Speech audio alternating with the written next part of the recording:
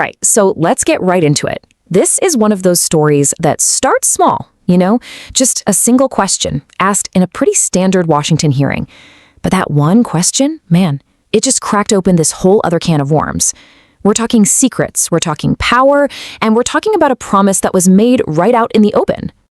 And that quote right there, it just hits you, doesn't it? It perfectly captures the moment. Because this wasn't an awkward, I don't know what you're talking about silence. No. This was the kind of silence where everybody in the room knows exactly what's happening. They all understood the stakes. So yeah, this is the story of that question. We're going to break it all down. The question itself, why the room went dead silent, and what that silence really tells us. All right, first things first. Let's paint the picture. You need to understand the scene where this all went down. I mean, if you were just tuning in, you think it was just another Tuesday in Washington. You know the drill. Cameras are on, people are sitting at their big desks. It all looks totally routine. But you could just feel it. Underneath all that official procedure, there was this tension. This wasn't just about dotting I's and crossing T's. Nah, this was about who has influence, who has power, and what secrets are being kept just below the surface. And then the moment happens. It's not some big, loud explosion. It's quiet. It's just Adam Schiff leaning into his mic. But that one small move, it completely changed the air in the room. Everyone knew what was coming. He was about to ask the question. And here's the crucial part. The question wasn't even about Jeffrey Epstein himself. He was gone. It was about what he left behind. And in a lot of ways, that's way more explosive. We're talking about his notorious black book. And look, this thing isn't just an address book, right? It's seen as a literal map of a whole network of powerful people. So who's he asking? Kash Patel. And Patel is no stranger to this whole conversation. See, and this is the key. Patel had already gone on record, made this huge public promise, saying he was going to release this very book, openly, for all of us to see. He'd already set the stage himself. So when Schiff asks the question, it's not just a, hey, what's up with this book? It's a spotlight. It's a reminder. It was a public test. He was basically saying, hey, you promised this. We all heard you. So, where is it? Okay, so to really get why that question made the whole room go quiet, you have to understand what this black book even is, or more importantly, what it represents. Look, this isn't just some dusty piece of evidence in a box somewhere. The black book has become this massive symbol. It's a symbol of a hidden network, this spider web connecting really powerful people to one of the ugliest scandals of our time. And this is why it has so much power. It's not just a boring list of names. Think of it as a map of connections. You've got politicians, big money financiers, celebrities, and just being in the book, that proximity automatically creates suspicion. So you can imagine the kind of pressure this thing puts on anyone who might be in it.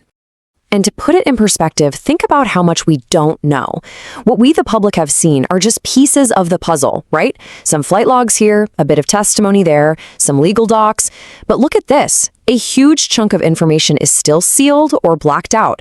The black book? Well, that represents the chance to fill in all those missing pieces. Okay, so let's get back to that promise, because that's what really set the trap for this whole confrontation. So this was the original claim from Kash Patel. And the language was so clear, confident. He wasn't saying maybe we'll release some of it. He was saying it would be released, period. Not partially, not selectively, but openly. So naturally, that created this huge expectation. People were thinking, okay, here it comes. They were waiting for this bombshell.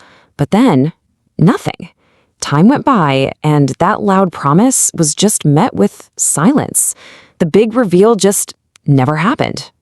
And that brings us right back to that hearing room, where that old promise slammed right into the reality of being asked about it under oath. And this is where it gets really interesting. Look at the difference. The promise he made before the hearing, bold, clear, confident. But his answer during the hearing, under oath? Well, it wasn't a yes, but it wasn't a no either. It was a pivot, a careful sidestep, a total evasion. And that sidestep just makes you wonder, right? What happened? What changed? Did he just overpromise in the first place? Or did something else happen? Was there pressure from somewhere, someone behind the scenes? It's in that gap between the promise and the pivot that all the suspicion starts to grow. So, you see, this is so much bigger than just one guy or one book. This whole episode really gets to the heart of something way more important: public trust. And it's a pretty simple cycle, but it's incredibly damaging. Look, step 1, a totally clear question gets asked. Step 2, a direct answer is dodged. What happens next? Well, the public gets suspicious, and eventually that suspicion just eats away at our trust in the whole system. And it's wild to think it all boils down to the number 1. One question, one promise that was never kept, and that one thing managed to shine a huge light on this bigger problem of how information moves, or maybe more accurately, how it gets stopped inside the halls of power. Because at the end of the day, the real story here isn't about the words that were spoken in that room. It's about the words that weren't. The real power of this whole thing is in the dodge, the ambiguity. It's about what that silence tells you all on its own. And that leaves us with this one last kind of unsettling question to think about. If something this big, with a promise made this publicly, can just go unresolved, if it can just fade away into silence, then you have to ask yourself, what else can too?